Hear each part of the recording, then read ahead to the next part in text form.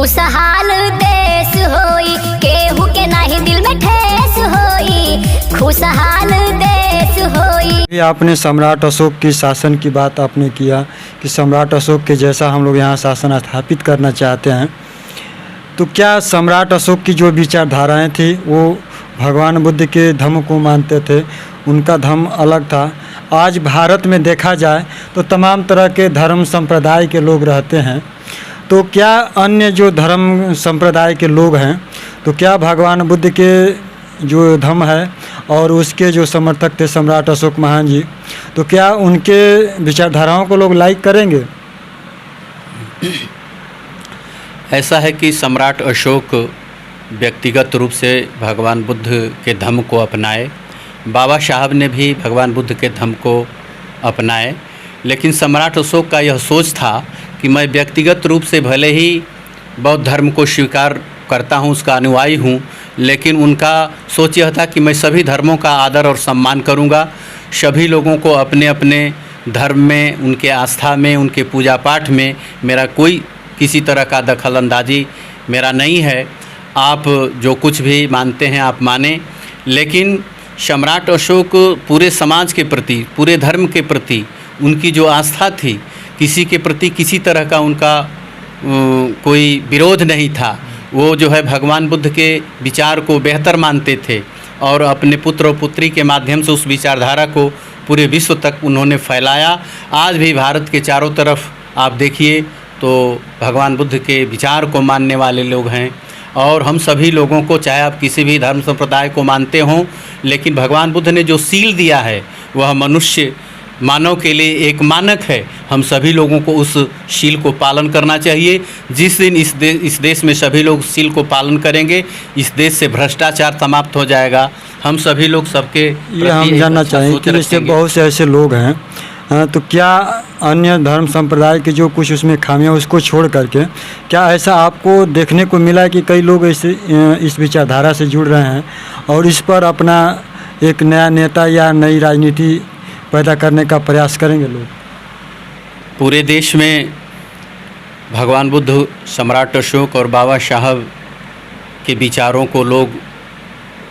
तेज़ गति से अपना रहे हैं, और भविष्य में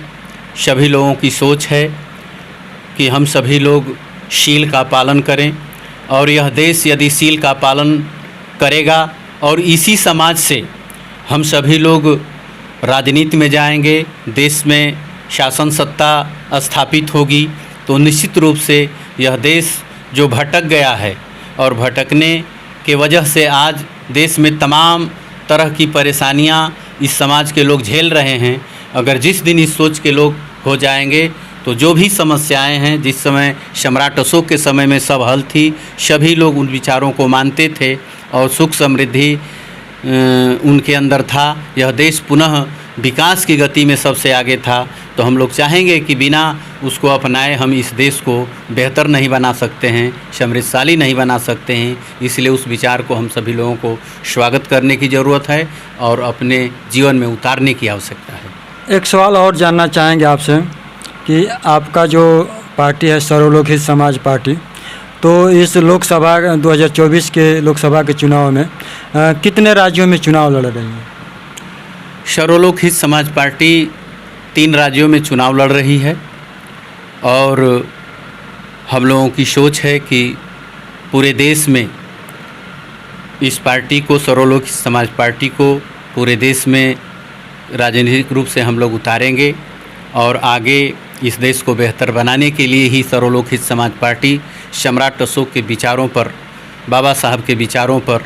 आधारित है, और उनके सोच को लेकर के हम लोग चल रहे हैं और प्रयास करेंगे कि पूरे देश के लोग इस सोच को समझें और चिंतन करें और इस देश में एक बेहतरीन राजनीति किया जाए। इसके लिए ही सर्वलोकहित समाज पार्टी की स्थापना। बहुत धन्यवाद, आप हमारे स्टूडियो में आए और बहुत सारी देश के विषय में आपने बात की कि देश को किस तरह किस रास्ते पर ले जाना है और यहाँ की राजनीति कैसा होना चाहिए। ये हम सब युवाओं को और हम सब भारत के लोगों को इस चीज़ को समझने की ज़रूरत है कि देश में किस तरह की राजनीति चल रही है और हमें आगे अपना जो हमारा प्रतिनिधित्व करने वाला जो व्यक्ति है, जो हमारा लीडर है, हमको कैसा चाहिए कि हमारी बात वहाँ तक पहुँचा सके, हमारी जो समस्या हैं समस्याओं को सुन सके। लगातार आप इस YouTube channel times of Ghazipur को देखते रहिए। चैनल पर नए हैं तो चैनल को सब्सक्राइब कर लीजिए, फेसबुक पर देख रहे हैं तो पेज को फॉलो कर लीजिए, लाइक शेयर ज़रूर कीजिएगा। फिलहाल अभी के लिए इतना ही। नमस्कार, जय भारत।